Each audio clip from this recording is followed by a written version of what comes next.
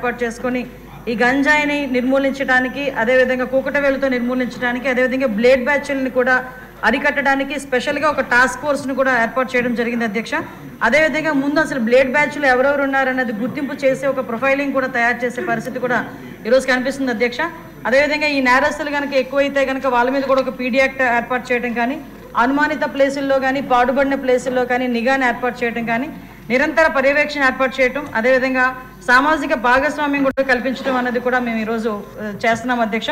వాటితో పాటు మనందరికీ తెలిసిందే గాంజాయికి సంబంధించి ఈరోజు లాస్ట్ 5 సంవత్సరాలు గాంజా ఎంత విచ్చలవిడిగా మొత్తం రాష్ట్రం మొత్తం వ్యాప్తి చెందిందో మనందరికీ కూడా తెలుసు.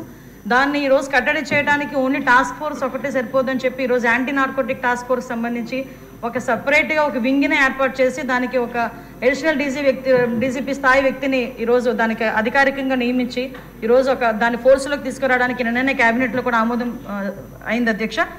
అవగాహన కార్యక్రమాలు అన్నీ కూడా చేపడుతున్నాం అధ్యక్ష. ఆదిరెడ్డి శ్రీనివాస్, ఈరోజు మనం క్వశ్చన్ అవర్ని 1 గంటలో కంప్లీట్ చేయబోతున్నాం, మీరు కోఆపరేట్ చేయాలి. ధన్యవాదాలు అధ్యక్ష. 2014-19 మధ్యలో మీరు చూస్తే అసలు ఈ రాష్ట్రంలో బ్లేడ్ బ్యాచ్, గంజాయి బ్యాచ్ అనే పేర్లే లేవు అధ్యక్ష. గత 5 సంవత్సరాలు ఈ గంజాయి అన్నది ఒక వ్యాపారం కింద వైసీపీ వాళ్ళు చేయడం, దాన్ని కాపాడుకోవడానికి ఒక ప్రైవేట్ సైన్యం కింద బ్లేడ్ బ్యాచ్ని ప్రేరేపించారు. ఈ 5 సంవత్సరాలు కూడా మీరు చూస్తే ఈ ఆంధ్రప్రదేశ్ రాష్ట్రం అన్నది ఈ గంజాయి బ్లేడ్ బ్యాచ్ కొరల్లో చిక్కుపోయింది అధ్యక్ష.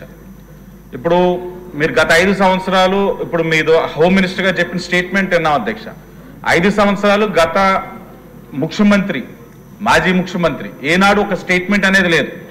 దౌర్భాగ్యం ఏంటంటే హోమ్ మినిస్టర్ సమీక్షించిన దాఖలాలు కూడా లేవు వైసీపీ ప్రభుత్వంలో.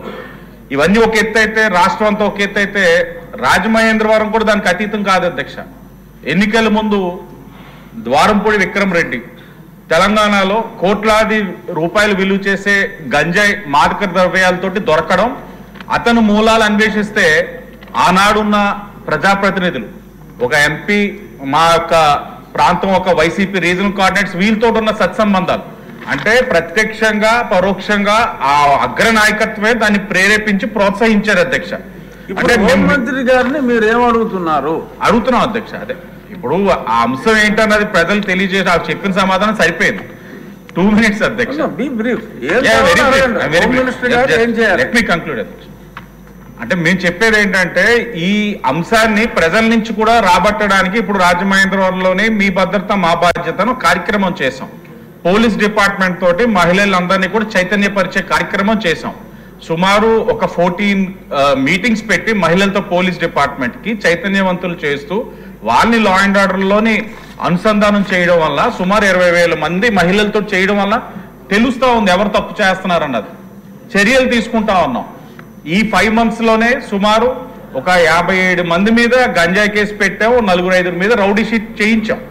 కానీ ఇవి సరిపోవట్లా, వాళ్ళకి భయం అనేది ఉండట్లా. అరెస్ట్ అవుతా ఉన్నారు, జైలుకి వెళ్తా ఉన్నారు. నేను మీ ద్వారా హోమ్ మినిస్టర్ గారికి కూడా చెప్తా ఉన్నాం, జైలు డిపార్ట్మెంట్ పైన కూడా సర్వేలెన్స్ ఉండాలి.